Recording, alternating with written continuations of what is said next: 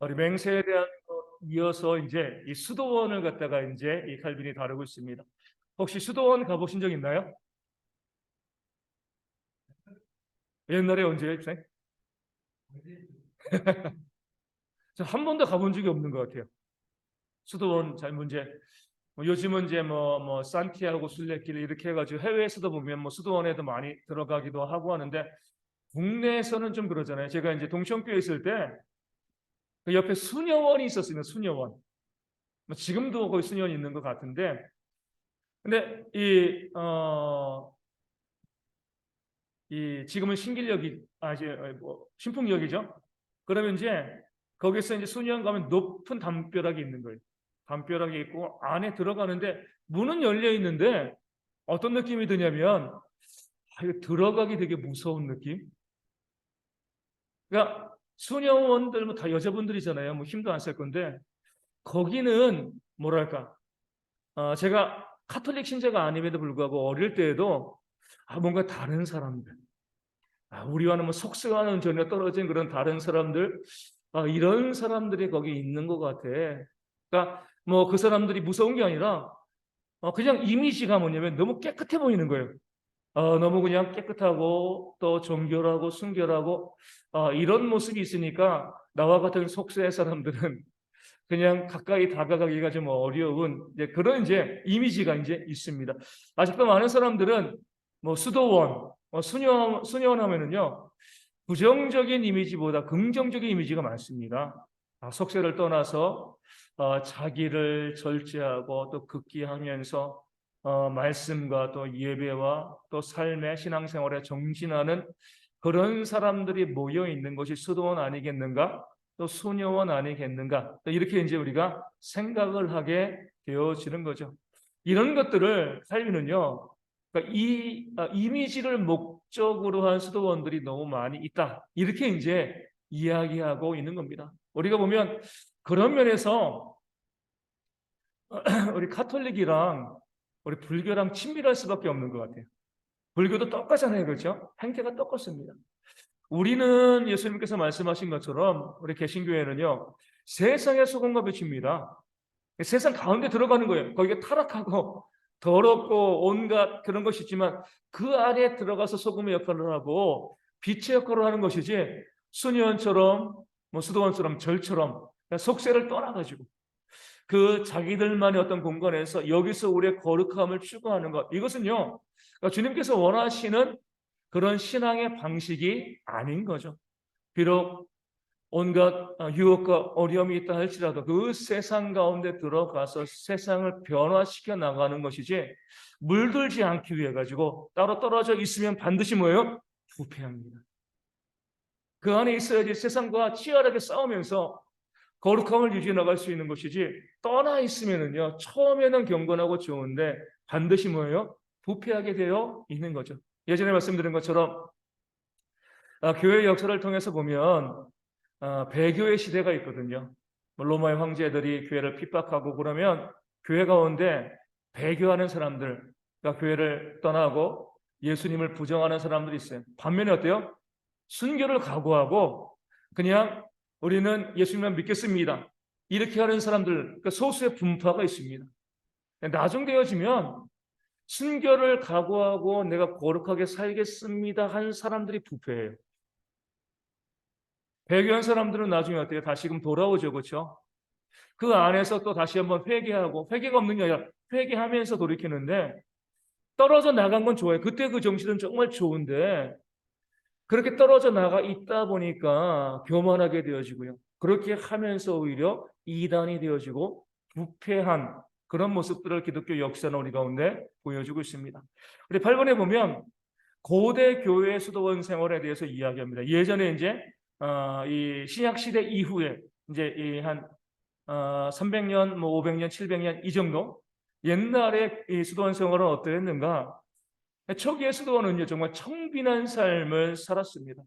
가장 기본적인 것만을 취하고요 말씀을 배우는 것에 매진한 거죠. 그런 면에서 이제 초기의 그 수도원은요 신학교랑 비슷하다라고 볼 수가 있습니다. 그래서 이제 수도원에서 잘 훈련받은 수사들을 교회에서는요 이 사제로 또 청빙에 갔습니다. 왜냐하면 청빙하고 그리고 말씀을 잘 훈련받았기 때문에 이런 사람들이 우리 교회를 섬기면, 우리 사제가 되어지면 이 교회가 든든히 세워지겠다, 그런 마음을 가지고 그 수도원에서 인정받는 사람들을 교회의 일꾼으로 세우는 것이 초대 교회의 모습이었습니다. 오늘날의 교회도 이 비슷한 모습을 가지고 있는 거죠. 우리 교회에서 목회자들은 결국 신학교를 나오고 그 신학교에서 목회자들을 교회에서 또 청빙에서 교회 선신하게 만듭니다. 그러기 위해서는 이제 두 가지가 있어야 돼요. 하나는 청빈함이고 두 번째 뭐예요? 말씀 훈련에 매진하는 것. 이 두 가지가 있어야 되는 거죠. 청빈하다는 것은요, 우리가 지극히 가난한 삶을 살아간다는 게 아니에요. 절제하고 일용할 양식의 삶을 살아가는 거죠. 그러니까 이 청빈함의 이 반대함은요, 넘치지 않는 거예요, 그렇죠? 부유하지 않은 것, 많은 것을 소유하지 않는 것, 이것이지 청빈하다고 해가지고 정말 하루에 한 끼 먹고 정말 옷도 한 10년씩 입고 이런 것들이 청빈함이 아닌 거죠, 그렇죠? 내 삶에서 가장 기본적인 것에 만족할 줄 아는 게 바로 우리 청빈의 모습이 되어주는 겁니다. 그러면서 뭐예요? 말씀 훈련에 매진한 거예요. 열심히 말씀을 보고 열심히 영적인 생활을 하기 위해서 애쓰고 노력하는 그런 신학생들이 많아지고, 그럴 때 어때요? 교회가 건강해집니다. 그래서 우리가 신학교에서 많이 기도하셔야 돼요. 결국에는 우리 모든 목회자들, 저도 이제 때가 되어지면 나이가 되면 은퇴하잖아요, 그렇죠? 그럼 대형교회도 계속 또 사역자들이 오고 또 앞으로도 많은 사역자들과 함께 동행하는 그런 교회가 되어져야 할 텐데, 그러기 위해서 뭐예요? 신학교가 거룩해져야 됩니다. 신학교가 잘 세워져야지 거기서 좋은 사역자들이 나오고, 그런 사역자들이 어때요? 그러니까 교회를 섬기게 되어지면 교회가 힘을 얻게 되어지는 거죠. 그리고 그번에 보면 초대 수도원 생활에 대해서 어거스틴이 묘사한 게 있습니다. 이게 우리 가운데 우리가 그러면 어떻게 신앙생활을 할 것인가, 여기에 대한 많은 도움을 줍니다. 첫 번째 보면 초기에 이 수도원 생활하는 분들은요, 세상의 유혹들을 멸시했습니다. 세상의 유혹들에 대해서 우리가 이 외면한 것이라 멸시한 거죠. 세상의 유혹 자체를 멸시하는 모습을 갖고요. 두 번째가 중요해요. 자기의 소유를 주장하지 않고 그 다음에 남에게 짐이 되지 않는다. 중요한 원리죠, 그렇죠? 내 소유를 내가 주장하지 않아요. 내가 청빈하게 살겠습니다. 그러다 보면 어때요? 남에게 짐이 될 수가 있어요. 그렇게 하지 말라는 거죠.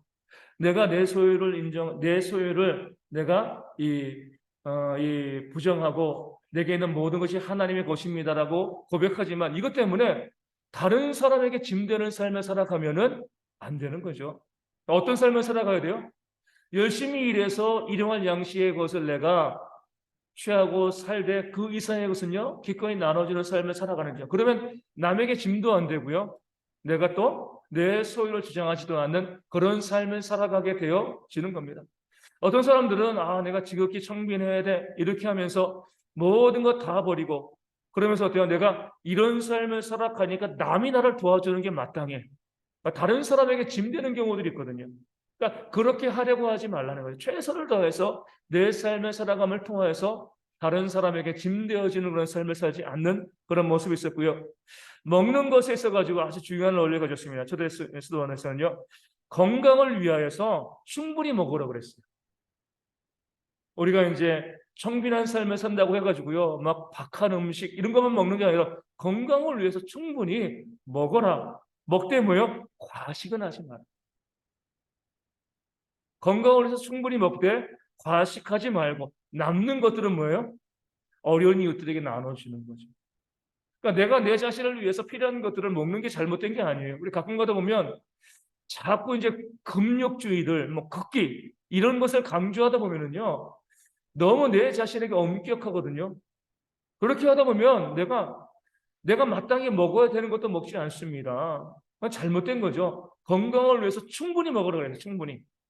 하지만 과식은 하지 마라. 넘치게 먹지는 마라. 그 충분한 것, 일용할 양식만큼을 먹고, 그래서 더 많은 음식이 주어지면 뭐예요? 어려운 이웃들에게 나누라. 어려운 이웃들도 먹을 수 있도록. 그러니까 우리가 어려운 이웃들을 위해서 내가 충분히 먹지 않는 것도 잘못된 겁니다. 일단 내가 충분히 먹어야 돼요. 그 힘이 있어야지 더 어려운 이웃도 도와줄 수 있는 거거든요. 충분히 먹고 남는 것이 있을 때, 과식하지 않고요, 남는 것이 있을 때 어려운 이웃들에게 나눠주는 것이 그러니까 수도원의 기본적인 규율이 되어진 거죠.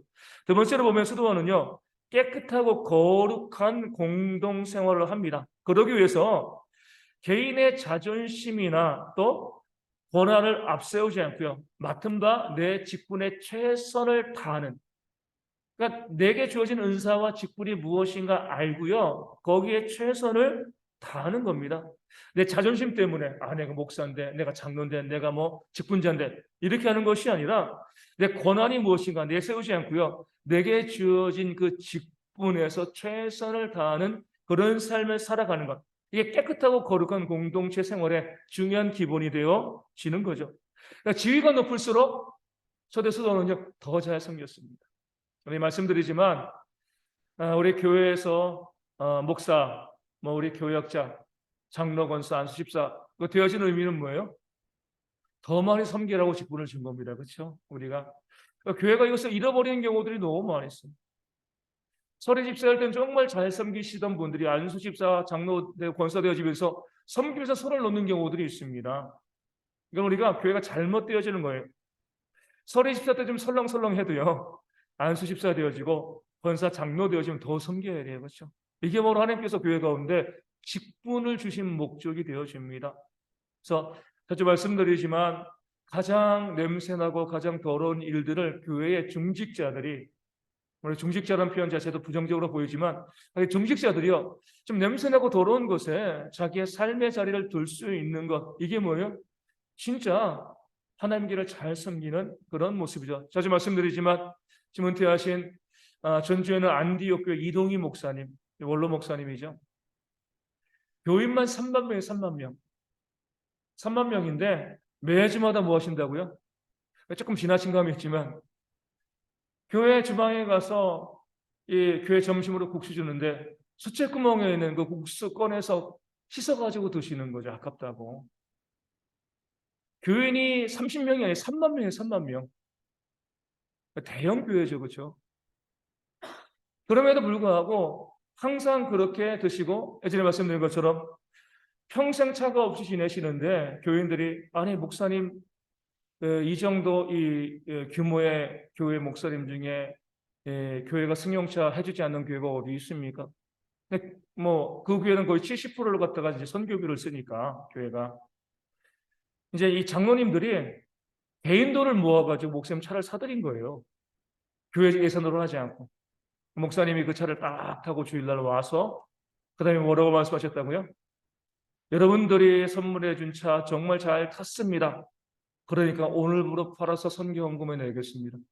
성도들이 마음을 다해서 해준 거니까 안 탈 수는 없어요. 그렇죠? 하지만 그것을 타고 뭐예요? 인사하고 팔아가지고 선교헌금으로. 그러니까 높을수록 더 섬기는 거예요. 이런 분들이 한국교회의 주인공이 되어야 되는데 너무 겸손하기 때문에 아무도 인정해 주지 않습니다. 3만 명 대형 교회라도. 교회 가운데 우리가 직분이 있고요. 또 뭐 높은 지위라는 표현도 잘못된 표현이지만 그런 직분에 올라와 있을 때는요, 내가 더 섬기고 더 낮은 모습으로 주님께서도 그 제자들의 발을 씻기셨잖아요. 그렇죠? 하나님이신데 우리가 그런 모습을 닮아갈 수 있어야 됩니다. 내가 힘이 약하고 힘이 없어서 섬기지 못하는 건 어쩔 수 없어요. 하지만 힘이 있다라고 하면 하나님께서 내게 직분 맡겨주실 때 그래, 내가 더 섬기라고 더 헌신하라고 이 직분을 맡겨주셨구나, 그런 마음 가지시고요, 더 섬기고 헌신하는 그런 모습이 있어요. 저도 이제 계속 말씀드리지만 약간 교묘한 기도예요. 하나님, 제가 이 땅에서 목회 은퇴하고 또 이제 하나님께서 부르실 때까지 제가 이 부르시는 그날까지 교회 청소하고 섬기다가 제가 하나님 부르실 때 가겠습니다. 좀 이 신실해 보이지만 약간 교묘한 기도입니다. 왜요? 그때까지 건강 달라는 거예요. 그때까지. 그렇죠? 네. 한번 제가 건강 주셔가지고 제가 죽을 때까지, 죽는 그날까지 교회 가운데 수고하고 헌신하는 그런 삶을 살았으면 좋겠습니다. 하지만 그것이 맞는 거예요. 우리가 이 땅 가운데 우리 성도님들 모세처럼요, 우리 교회 생활의 은퇴가 어디 있습니까? 내가 할 수 있는 범위 내에서, 그렇죠? 할 수 있는 범위 내에서 충성하고 헌신하고 수고하고 그런 삶을 살아가는 모습들이 있어야지 그게 참된 교역자 또 교회 직분자들의 모습이 되어집니다. 초대 수도원은 그랬어요. 더 높을수록 더 많이 섬긴다. 이게 수도원의 기본적인 원리가 되었고요. 그리고 이게 중요한 또 원리겠습니다. 어려운 일을 권하거나 그로 인해 거절하는 짐을 지우지 않는다. 멋있는 거예요. 그렇죠? 어려운 일을 권하지 않았어요. 그 사람이 감당하기 어려운 일이. 왜냐하면 어려운 일을 이제 권하면 우리가 교회에서 권하는데 어때요? 성도들이 거절하는데 얼마나 이게 성도들이 이게 쉽지 않습니다. 교회에서 권면하고요. 이렇게 합시다 저렇게 합시다 했는데 내게 너무나 벅찬 일인데 거절하는 게 쉽지 않거든요. 그러니까 그런 일은 권하지 않았어요. 어려운 일을 권함으로 인해 가지고 그로 인해서 거절하는 짐을 사람들에게 지우지 않았습니다. 그것도 교회 가운데 중요한 지혜가 돼요. 우리가 어떤 것을 권할 때 그 사람이 능히 감당할 기쁨을 할 수 있는 일을 권해야지. 할 수 없는데 너무나 어려운데 이게 목사님이 부탁하니까 내가 안 할 수는 없고 또 교회에서 일을 맡겨주었으니까 안 할 수는 없고 이렇게 하다 보면 그것이 시험이 되어질 수밖에 없어요. 그래서 우리가 능히 감당할 수 있는 기쁨을 할 수 있는 일들 또 그렇게 기쁨을 할 수 있는 마음이 생길 때까지 기다려주라는 거예요. 그 다음에 뭐죠? 우리가 그 일을 권하고 기쁨으로 감당할 수 있도록 기다려주는 것이 바로 교회가 되어진다는 겁니다. 그래서 우리 초대 수도원은요, 자발적으로 또 자유롭게 헌신하는 데 초점을 뒀습니다. 자꾸 짐을 지우고 일 시키면 해. 다 하죠. 그렇게 하지 않고요. 자유롭게 또 자발적으로 하는데 헌신하는데 초점을 두면서 수도원 생활을 했고요. 세 번째로 영적인 훈련, 기도와 독성과 토론에 힘쓴 거죠. 그러니까 영적인 훈련에 정말 힘쓰는 것. 이게 수도원의 모습이었고 가르침에 있어서 교만하지 않는다는 것. 남을 가르침에 있어 가지고요. 내 생각이 옳고 너는 틀렸어. 이런 방식으로 나가지 않는 거죠. 교만하지 않게 겸손하게 그 사람들이 이야기할 때 다른 사람들 의견에도 그럴 수 있다. 다른 사람들이 말하는 것에 귀를 기울이면서 그리고 가르치는 그런 모습이 초대 수도원 가운데 있었습니다. 네 번째로 교만과 고집을 배척한 거죠. 그러니까 교회 수도원에서 이 배워야 점은요. 우리가 교만하는 것들 그리고 고집을 배척해야 돼요. 내 생각이 맞아. 나만이 옳아. 이런 고집을 교회에서는요. 배척해야 돼요. 그런 모습이 있게 되어질 때에 사람이 어떻게 완벽할 수가 있습니까? 하나님만이 완벽하시죠. 그렇기 때문에 교회 가운데 꼭 내 생각이 맞아. 그렇게 생각하시면 안 돼요. 예전에 말씀드린 것처럼 제가 이제 동성교회 고등부 교사했을 때 그때는 고등부가 한 100명쯤 됐으니까 인원이 많았으니까 학생회가 잘 운영됐거든요. 그래가지고 이제 2학년 중에서 이제 1학년 중에서 이제 2학년 올라가기 전에 12월 달쯤에서 이제 이 회장단 선거를 하는 거죠. 선생님들도 그러고 아이들도 그러고 딱 지목한 애가 있어요. 야, 제가 회장을 하면 정말 잘할 거야. 그리고 또 걔밖에 뽑을 사람 그만큼 잘하는 애가 없었으니까 쟤밖에 없을 거라고 생각을 하고 뭐 그냥 결과는 뻔해. 하지만 투표는 해야지. 투표를 했는데 다른 애가 된 거예요. 그러니까 본인 당사자도 좀 당황하고 걔가 이제 내가 될 줄 알았는데 본인도 당황하고 선생님들도 당황한 거예요. 뽑힌 애를 보니까 영 탐탁치 않은 거예요. 왜 애들이 쟤를 뽑았지? 저렇게 훌륭한 애가 있는데 왜 걔를 뽑지 않고 왜 좀 약간 좀 이상한 애를 뽑았을까? 그 아이들의 선택이 옳았다는 것이 그 다음에 증명되면 너무나 잘하는 거예요. 아이들은 알고 있어요. 그냥 교사로서 모르는 거예요. 대충 보고 겉으로 보고 얘가 좋을 것 같아 A가. 근데 아이들은 그냥 겪어보잖아요. B가 더 좋을 것 같아. 그 B를 했는데 정말 잘한 거죠. 그래서 우리가 생각하는 것들이 정말 그것이 다 옳다고 보고 이렇게 되어야 한다고 생각하는데 그거 이외에 다른 길을 하나님은 갖고 계시는구나. 우리도 그렇습니다. 우리 때론 답답할 때가 있잖아요. 아니 왜 이렇게 해야지 왜 그걸 안 해? 그 자체가 우리가 이 교만과 고집이 다른 길이 있을 수 있습니다. 다른 방식이 있을 수 있어요. 그것을 인정하고 또 다른 사람들의 생각을 받아들이는 것이 우리 수도원과 교회의 모습이 되어지는 거죠. 그리고 또 수도원은요. 약한 자들이 따라가지 못할 때 그들을 정죄하지 않고 그들의 수준에 맞춰서 수도 생활을 할 수 있도록 인정해 주었습니다. 약한 자들 있잖아요. 우리 신앙이 약한 자들이 있고요. 또 여러 가지 또 뭐 여러 가지 많은 삶의 부분에서 약한 자들이 있을 때에 우리 보면 항상 앞에서 나를 따라 이렇게 하고요. 그 수준만큼 하기를 원합니다. 그래서 항상 우리가 뭘 이야기해요? 라떼는 그죠? 라떼는 내가 청년 때는 얼마나 헌신하고 수고하고 애쓰고 그랬는데 요즘 청년들 바라보니까 형편없어 이렇게 이야기하거든요. 그러니까 내가 이렇게 수고하고 헌신하니까 그러니까 목회자들이 가장 실수하는 게 뭐냐면은 목회자들이 열심히 헌신하고 수고하고 마땅히 모든 것 가운데 헌신하다 보면은요 성도들이 그만큼 하기를 원해요. 그러면서 나중에 이것이 정죄가 됩니다. 그렇죠? 그렇게 못하는 것에 대해서 그러지 않습니다. 나의 최선은요 그 사람의 최선이 아니에요. 그렇죠? 어떤 사람 우리가 계속 인정하시되 이렇게 우리 가운데 어떤 사람은요 교회에 나와서 예배하는 것만으로 정말 최선의 신앙생활 하시는 분들이 있습니다. 헌신 잘하는 내가 보면서 왜 저렇게밖에 못해? 그럼 교회 다니면 이렇게 하다고 저렇게 해야지. 그렇게 생각을 하고요. 내 기준을 맞추면 교회가 시험이 됩니다. 그 성도들이 아직 신앙이 어린데 우리 정준이 여기 앞에 앉아 있는데 지금 뭐 하고 있어요? 열심히 그림 그리고 있죠. 정준이 보고 야 예배에 왔으면 예? 앞에 목사님 말씀도 기록하고 이렇게 이렇게 하면 돼야 안 돼요? 안 되는 거잖아요. 그렇죠? 우리가 내가 내 기준과 내 신앙 보면서 이렇게 해야 돼. 이렇게 하면 안 되는 거예요. 그 사람의 연약함이 있습니다. 부족함이 있어요.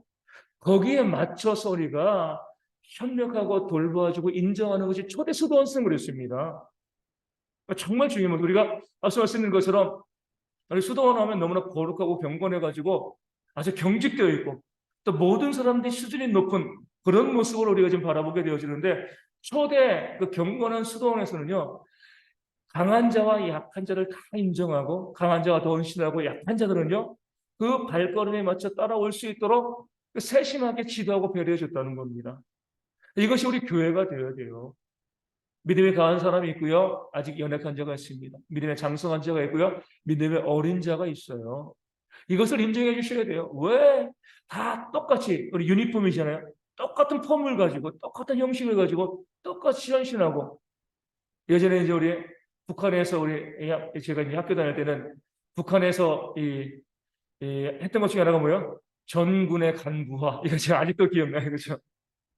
그 자체가요. 너무 뭐랄까요? 인간을 모르는 그런 생각이죠. 어떻게 그렇게 될 수가 있습니까? 공산주의가 그러니까 망한 거죠. 똑같이 나눠지면 다 열심히 일하겠다. 사람은 그러지 않습니다. 똑같은 환경처럼 보여도요. 헌신하는 게 달라요. 생각하는 게 다릅니다. 그 다양성을 인정해주고요. 함께 손잡고 걸어갈 수 있는 것이 뭐예요? 이게 교회예요. 예전에 우리가 이제 방송에 본 것처럼 아이들이 초등학교에서 달리기 하는데 장애가 있는 아이가 있잖아요. 그 아이 놔두고 다 빨리 달려가는 게 아니라 함께 손잡고 걸어 들어가는 것이 이게 교회의 이 정체성이 되어지는 거죠. 함께 걸어가는 거거든요. 그러니까 초대 수도원도 그렇게 연약한 자들이 있을 때 그들에게 책망하거나 비난하거나 정죄하지 않았습니다. 우리도 마찬가지예요. 야, 교회 다니는 사람이 신앙생활을 저렇게밖에 못해. 이렇게 하시면 안 돼요. 그럴 수 있습니다. 그렇게 지금 형편없이 보이는 사람이 나중에 나보다 더 탁월하게 믿음 생활을 할 수가 있어요. 기다려주고 참아주고 인내해주는 거예요. 이게 우리의 신앙생활이 되어지는 거죠. 자주 말씀드리지만 옆에 이제 우리 이 포스터로 위에 보면 우리 이제 우리 이 장애가 있는 친구들 위해서 또 거기서 이제 프로고 이제 하는 이제 센터가 있는데 거기 보면 이제 아이들이 다 컸는데도 부모들이 그 아이들 데리고 다니면서 계속 교육받게 하는 그 모습을 보면서 저도 많은 도전을 받는 거죠. 아, 그래, 저게 사랑이다. 아이가 어렸을 땐 데리고 다니기 편하지만 크면 어때요? 너무 힘들거든요. 근데 부모는 포기하지 않습니다. 그 자녀를. 제가 지금 목회자로서 보면서 너무나 부끄러운 거예요. 나도 교회의 목사로서 교회를 섬기고 사랑한다고 하면서 저만큼 내가 사랑하고 있는가. 늘 목회자 입장으로서 내 말 잘 들어주고 순종 잘하는 그런 성도만을 원하지 저렇게 어린아이처럼 10년, 20년 교회를 섬기는데도 전혀 변함이 없는 그런 성도들이 있을 때 그럼에도 불구하고 포기하지 않고 손잡고 함께 가는 그런 모습이 나에게 있는가? 그래서 저에게 많은 도전을 주는 거죠. 근데 그게 바로 교회입니다. 우리 가운데 보면은요, 우리 성도님들 어떤 성도는요, 30년, 40년 신앙생활에도 어린아이가 있을 수 있어요. 그것을 가지고 책망하고 탓하는 게 아니죠.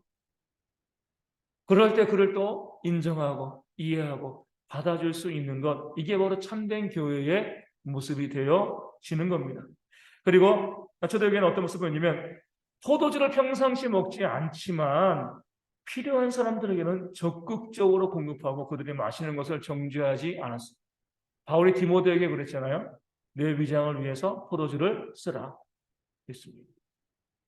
자신은 안 마셔도 그것이 이 약의 용도로서 그 디모데에게 또 권면하고 또 그렇게 쓰라고 이야기하는. 그러니까 디모데가 목회자로서 얼마나 이 좀 주저했겠습니까? 술 마시는 문제에 대해서 이게 약이지만 또 술이기 때문에 웬만하면 내가 마시지 않으려고 했는데 그것을 사도 바울이 그 지옥을 벗어준 거죠. 너의 건강을 위해서, 너의 위장을 위해서 이것이 약으로 먹어라.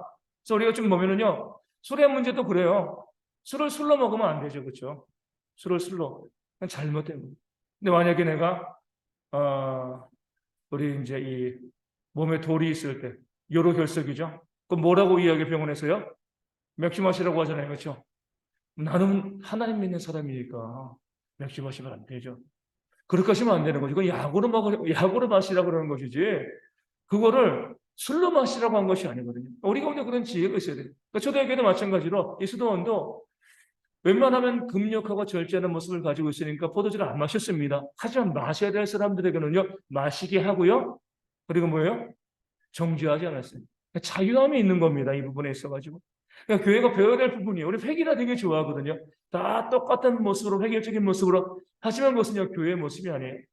그 사람이 가지고 있는 형편과 처지를 웬만하면 다 인정해지고요. 거기에 맞춰가서 정죄하지 않는 것. 소리, 정죄는 누가 많이 했어요? 바리새인들이. 우리가 이제 바리새인들과 우리 개혁주의 신앙인들의 공통점은 뭐냐? 말씀을 사랑한다는 거예요. 말씀을 중심으로 삼는다는 거죠. 다른 점은 뭐냐면 바리새인들은 말씀을 가지고 정죄했습니다. 우리는 뭐 하는 거죠? 말씀을 가지고 사랑하는 거예요. 우리 삶의 방향이 사랑이 되어지면 우리는 개혁교회 성도가 되어지는 건데, 우리가 알고 있는 것으로 자꾸 남을 정죄하려고 하면은요, 우리는 바리새인과 다를 바 없는 그런 사람이 되어지는 겁니다. 그렇기 때문에 이 초대 수도원에서는요, 사랑에 어긋나는 것, 사랑하지 않는 것을요, 하나님께 죄를 짓는 것과 동일하게 생각을 했습니다.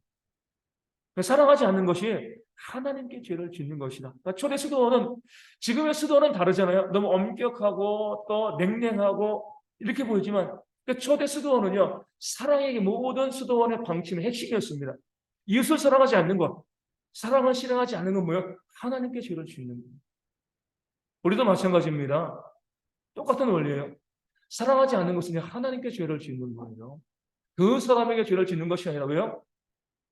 그 사람의 한 것이 곧 하나님께 한 것이니까.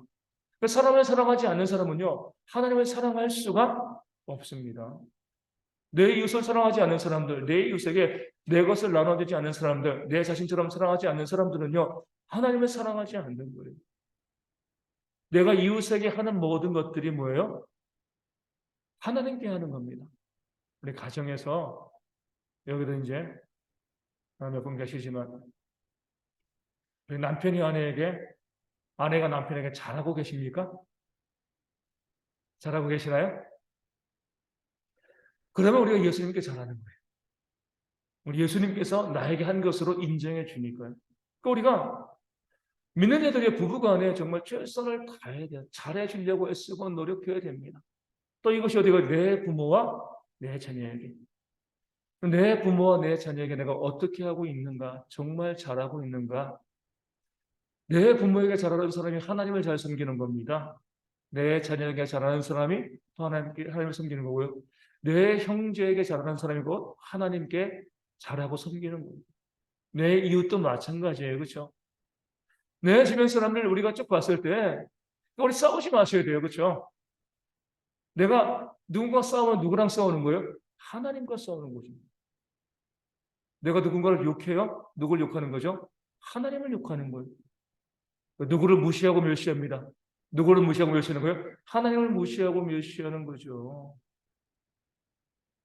어제도 이제 우리 정준이가 어제 뭐 정준이가 아니라 제가 이제 저희 이제 그 처남댁이 경기도 광주에서 이삭 토스트를 합니다. 근데 처남댁이 지난 여름에 이제 캠핑 갔다 와가지고 다리가 좀 많이 벌레 쏘였는지 좀 많이 그래가지고 그래도 뭐 이 명절 때 한번 보고 우리 못 봐고 그래서 어디 뭐 마땅히 갈 데도 없어가지고 이제 경기도 광주까지 갔다 왔어요. 편도 3시간 버스 타고 동암역 가가지고 거기서 동암에서 신도림 갔다가 또 잠실로 갔다가 판교 갔다가 또 이제 경기 광주 가서 또 버스 타고 3시간 걸리더라고요. 그래가지고 이제 거기 이제 가서 또 잠깐 이야기하고 토스트 하나 먹고 그리고 오는 데는 한 2시간 반 정도 그렇게 해가지고 이제 갔다가 왔습니다. 쭉 그렇게 이제 오며 가며 우리 이제 정주이랑 그 시간을 보내고 쭉 그런 시간을 가졌는데 이 오는 길에 경기 광주에서 오는 길에 경기 광주에서 가는 길이 가는 길은 이제 판교에서 하는데 어떤 할아버지가 이 토요일이가 자전거를 가지고 지하철을 탔어요. 근데 우리 이제 경기도 광주쯤에 가면은요, 광주 여주에 외국인 근로자들이 많이 있습니다. 근데 외국인 옆에 이제 제가 이제 서 있었는데 아가씨 둘이 외국인 여자 둘이 이제 문 맨 앞쪽에 서 있었어요. 근데 그 할아버지가 이 자전거를 끌고 와가지고 사람이 꽉 찼거든요. 그 자전거도 딱 와가지고 제가 좀 약간 민망하게 한국 사람에게 그렇게 안 할 건데 외국인 쪽으로 막 붙여넣는 거예요. 눈빛도 좀 되게 무시하고 멸시하는 외국이니까 외국인 노동자다 이런 생각으로 그거 보면서 마음이 참 불편했습니다. 차별하고 무시하고 외국인이라고 정부한테 이런 생각하는 거죠. 만약에 백인이었으면 어떻게 했을까? 아마 그렇게 하지 않았을 건데 동남아 사람이 딱 보면 아니까요. 외국인이고 또 젊은 여자 또 몸도 되게 왜소해요. 우리 여자 둘이 있으니까 자전거를 갖다가 막 밀치고 막 여자들은 또 자기들만 외국인이니까 뭐라고 말도 못하고 그냥 가만히 있다가 이제 저희보다 한 정거장 앞에서 내렸는데 그런 거 보면서 야 우리나라가 정말 다른 사람들에 대한 메시아 차별 그 사람에게 하는 것이 곧 누구예요? 예수님께 하는 겁니다. 뭐 동남아 사람이라고 해가지고 또 피부색이라는 사람이라고 아침 말씀드린 것처럼 일본 사람이라고 해가지고 무조건 무시하고 멸시하고 또 미워하고 시기하고 증오하는 것 이게 누구에게 하는 거예요? 그게 다 하나님께 하는 거예요. 전에 수도원은요 사랑에 반대하는 사람들이 있으면은요 축출했어요. 수도원에서 오늘날로 적용하면 교회에서 신앙이 좀 약하다고 해서 교회에서 꺼내지는 않습니다. 출교하진 않아요. 사랑하지 않는 사람을 출교시킨 거예요. 다른 약점이 있고 부족한 것 때문에는 좀 용납하고 받아주는데 사랑이 없다라고 하면 그 공동체가 받아들이지 않았습니다. 출시킨 거죠. 근데 이것이요 교회도 마찬가지예요. 사랑하지 않는 사람은 구원받지 못한 사람입니다. 구원받은 사람이 어찌 사랑하지 않을 수 있겠어요? 구원받은 사람이 어떻게 차별할 수 있겠습니까? 그런 면에서 교회 가운데 뭐 죄인도 받아들여야 되고요. 여러 가지 많은 부족한 사람들 다 노숙자도 받아들여야지만 우리 교회도 마찬가지예요. 사랑하지 않는다라고 하면은요. 우리가 교회 회원으로 받아들일 수가 없습니다. 이게 교회의 기본적인 원리가 되는 거죠. 자, 사랑을 비웃는 자는요. 하루도 머무는 것을 허락하지 않았습니다. 사랑을 비웃고 또 자기 자신을 주장하고 고집하는 이런 사람들은 하루를 머무는 것을 허락하지 않았습니다. 그래서 우리 교회도 그런 초대 수도원의 아름다운 모습을 지켜가야 될 필요가 있어요. 우리 교회가 존재하는 기본적인 이유는 사랑입니다. 그리스도의 사랑이 있기 때문에 우리가 믿음으로 구원받았고요. 그 사랑 1만 달란트의 사랑을 받았기 때문에 뭐 하는 거죠? 100데나리온의 사랑을 마땅히 하는 겁니다. 그런 지혜가 우리 성도 가운데 있어서 내가 정말 교회를 사랑하고 있는가? 성도를 사랑하고 있는가? 내가 하나님을 사랑하고 있는가? 그 사랑의 마음이 없을 때 가장 애통해야 하고요. 그 사랑이 없을 때 금식하며 기도하셔야 돼요.